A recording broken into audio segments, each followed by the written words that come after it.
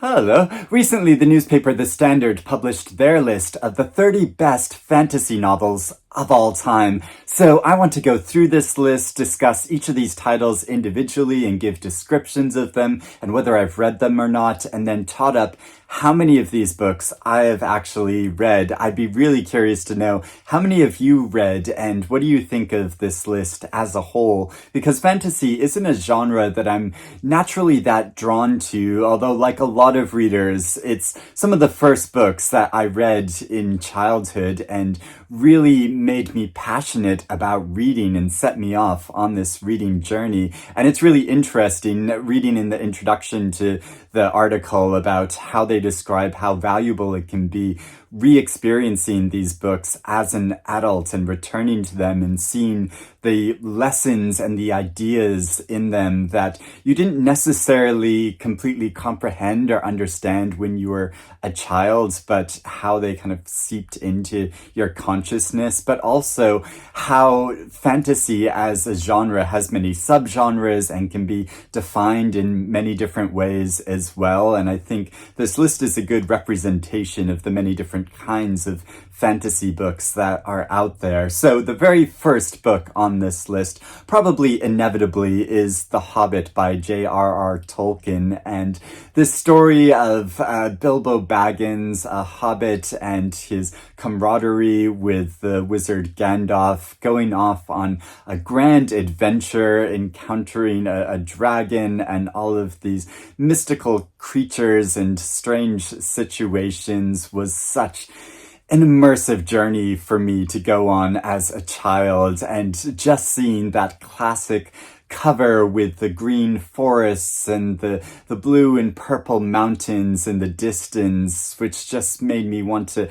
immerse myself in this landscape of Middle Earth, and seeing the map and that was on the inside that I would turn back to continuously while reading this story, and then imaginatively placing myself in this landscape. It just really brings back all of these warm memories for me and feeling of imagination, of unlocking this whole world that I'd never experienced before. And I guess almost inevitably the second book on this list is The Fellowship of the Rings, and this trilogy following Frodo Baggins as he goes on an even bigger and more dangerous journey to destroy the ring, and falling in love with this story and immediately wanting to read more of it after experiencing The Hobbit. And so I went on to these stories and was completely wrapped up in this journey. And then watching the movies, which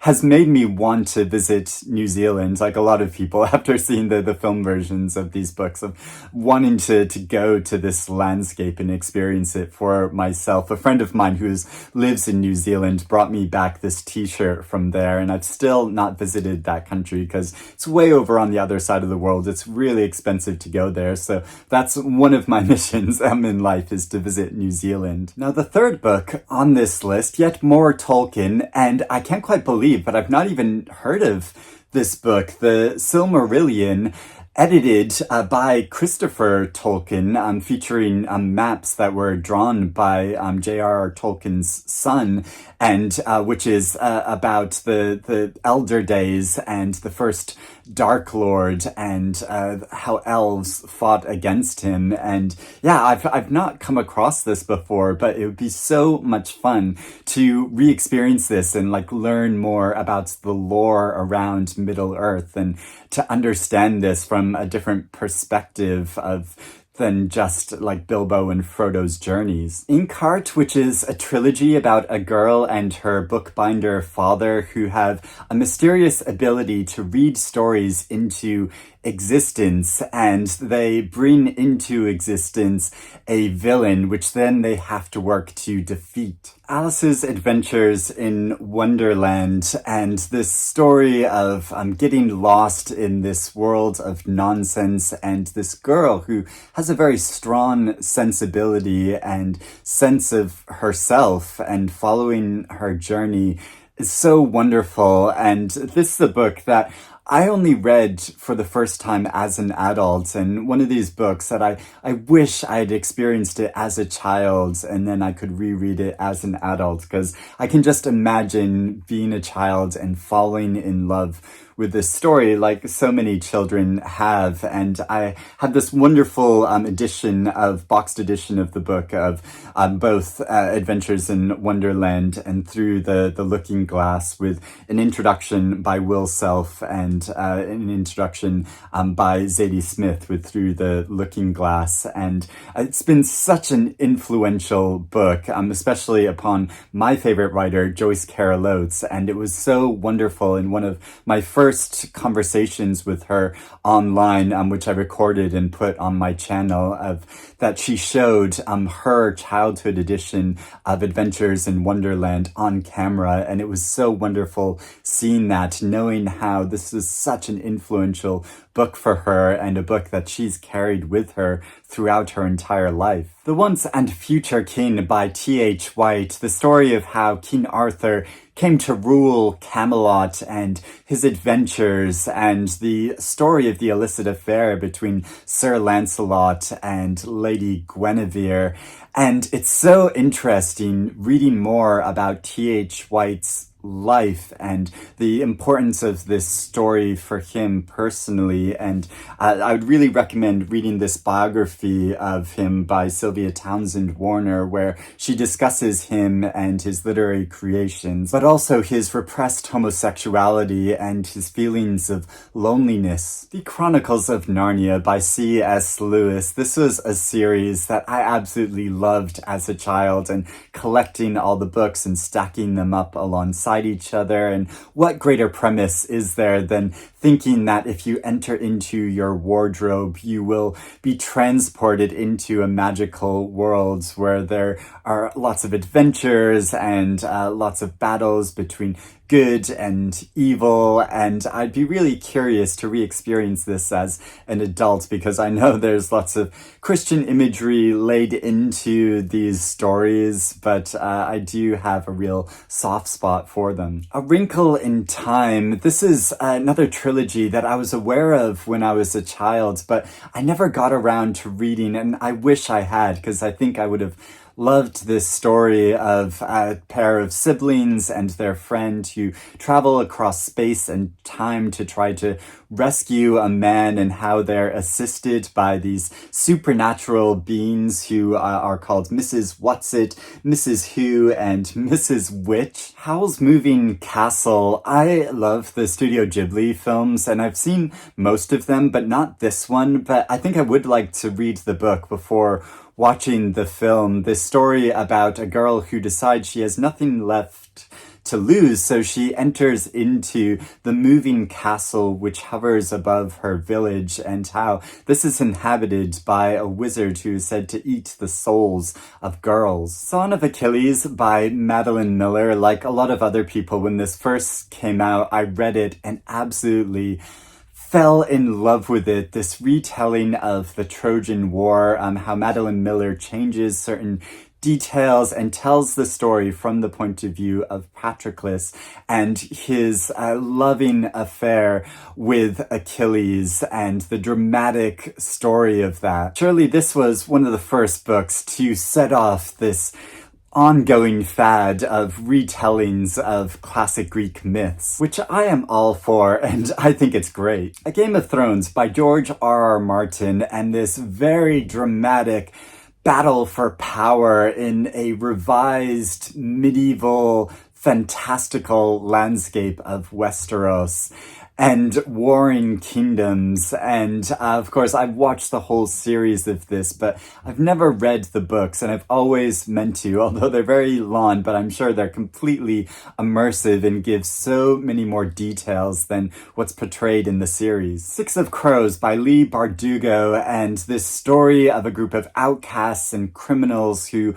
want to perform a heist which will make them wealthy beyond their wildest dreams. And I feel like this book is kind of a darling of fantasy booktube, one that everyone in that realm of booktube needs to have read and discussed. I've never read it myself, and I've always been curious to, but not got around to it yet. The Buried Giant by Ishiguro, this post-Arthurian fable about a couple traveling through a landscape that's shrouded in mist, and how their memories are muddled, that they think they have a son and they're trying to track him down, but they're not really sure if they do have a son or what happened to him. I found this completely immersive, so powerful, such an incredible book by a great writer. Eragon by Christopher Paolini, this first in a series of books, and the story starts with a poor farm boy who discovers a polished stone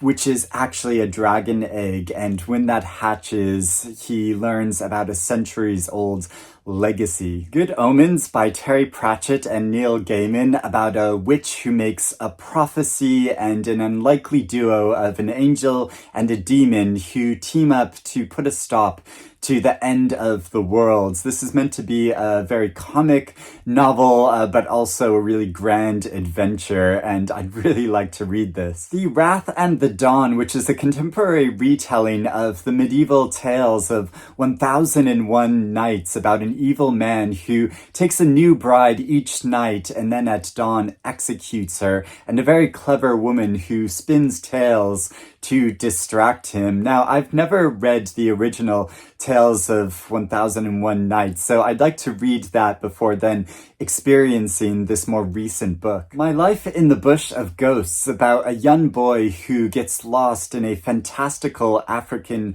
forest and his terrifying journey being captured by ghosts and buried alive and entangled in spider webs. This sounds so inventive, and I had never heard of this before. Gods of Jade and Shadow, which draws upon Mexican folklore and mystery to tell a coming-of-age tale of a girl who is desperate to escape her wealthy but abusive grandfather, and how she strikes up an unlikely alliance with a Mayan god. Again, I'd never heard of this book before, but it sounds really intriguing. A Discovery of Witches by Deborah Harkness, a book that's very much in the dark academia subgenre of fantasy. It involves a centuries-old vampire and a reluctant witch and a mysterious manuscript that's buried in the Bodleian Library in Oxford, and a woman who discovers this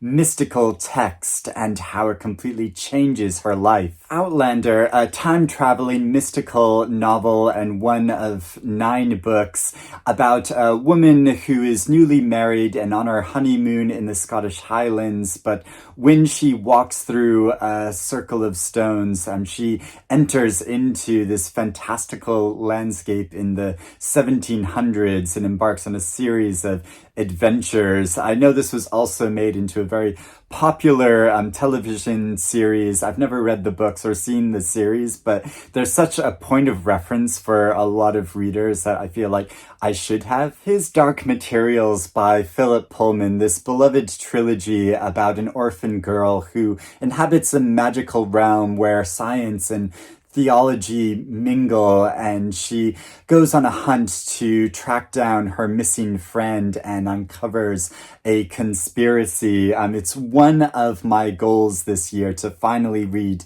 this trilogy. Stardust by Neil Gaiman, the story of a man who falls in love with a local girl and promises to bring her a star from the night sky, and in trying to do so, he crosses over into the fairy realm where he encounters lots of danger. Jonathan Strange and Mr. Norrell by Susanna Clarke, this absolutely epic story that gives a revised version of the 1800s in England, and 2 magicians who are very competitive and who might change the course of history. I thought this was such a brilliant book. I read it right when it came out, and I was so immersed in it. I think it's really a landmark book. Harry Potter and the Philosopher's Stone.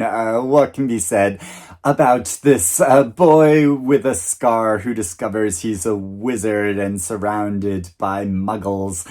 I read this first book in the series and really didn't think all that much of it. I mean, I read it as an adult and I meant to read more in the series because I've heard that the books get a lot more interesting as they go along, but I really didn't think all that much of it and didn't understand what all the fuss was about, but of course it's been so influential and inspired so many young people to fall in love with reading that it's really wonderful. But of course there's very complicated things about the author. It's kind of surprising that they include this first book when the later books are meant to be more interesting, but I guess since it's a series you have to talk about the first book first. Babel, another book firmly in the dark academia genre of fantasy, and we're back in Oxford and an enormous library and process of translation and a boy who finds himself caught in this colonial struggle and figuring out his place in the world. I read this and really enjoyed, I'd say, the first half of the book and felt really involved in it, and that how it made a lot of smart observations while showing this really enjoyable journey. But then I felt like it got too much into sort of genre mode when it came into this big clash towards the end of the book. So I can see why there's been a lot of fuss about this book, and I think it's so great that a lot of younger readers are reading it, enjoying it, and feeling inspired and engaged by the ideas of it. And I know there's been a big scandal surrounding this book and recent book awards, which, I mean, just give the book an award. 100 Years of Solitude by Gabriel Garcia Marquez, and the story of a founding of a town and following a family over multiple generations, following their fates and fortunes. I was so involved in this story. I feel like it's one of the first properly adult novels that I read as a teenager. I mean, I wouldn't really think of it necessarily first in the fantasy genre, but its use of magical realism, I mean, certainly could make it classified as that, and so I feel like that's fully justified to have it on a list like this. But what a brilliant book. Black Leopard, Red Wolf by Marlon James, this really epic story about a mercenary who's hired to find a missing boy, and how this gets connected with the stories of warring kingdoms, and how this mercenary forms alliances with a lot of questionable characters and has a very antagonistic relationship with a number of them, but also has very hot sex and gets involved in very violent situations. I got completely immersed in this story and fell in love with it, and it was quite a big thing when it first came out. There was so much anticipation around it because of this brilliant and beautiful cover design, and the author is so lauded and respected, and how he draws upon African folklore to tell this story in a really new way. And so I was really surprised by some of the negative reactions from some readers after they'd actually read it, because I enjoyed it so much, and it reignited my understanding for the creativity and imagination that can go into storytelling. I did start reading the second book in the series of Moon Witch and Spider King, but I got distracted from reading it, even though I was enjoying it. So I keep meaning to go back to finish reading it, and a retelling of the same story, but from a very different point of view, and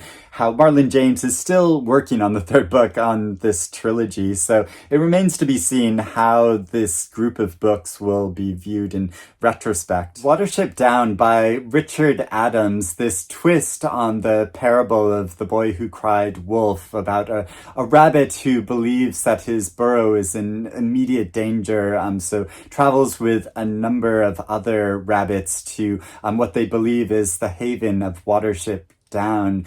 I've never read this, but it's another book that I wish I'd read as a child. Impossible Creatures by Catherine Rundell, the story of a group of magical islands that are inhabited by mythological creatures and how the barrier between this magical landscape and the real world is wearing thin, and a couple of young people who embark on this quest to understand the mystery of it and save both this magical world and the real world. This book was only published last year and has been massively successful, and I'm really intrigued to read it because I've read other books, non-children books by Catherine Rundell, and I love her writing, so I'm so excited to explore this magical landscape that she's created. The Color of Magic by Terry Pratchett. This is the first book in a 41-book series about a world that is shaped like a large flat disc, and this story concerns an incompetent wizard who's hired as a guide by a visiting insurance clerk. I've not read this book or series, but I feel like I should dip into it just to become familiar with Terry Pratchett. So those are all of the books on the standards list of best fantasy novels, and I've only read 10 of these books, so there are certainly a lot of these titles that I'd like to read or reread at some point. I'd love to know how many of these books have you read, and which of them would you really recommend, and what books would you add to this list? What do you think deserve to be classified as the best fantasy novels of all time? I'd love to hear about that in the comments below, but I hope you're doing well and reading good things, and I will speak to you again soon. Bye-bye.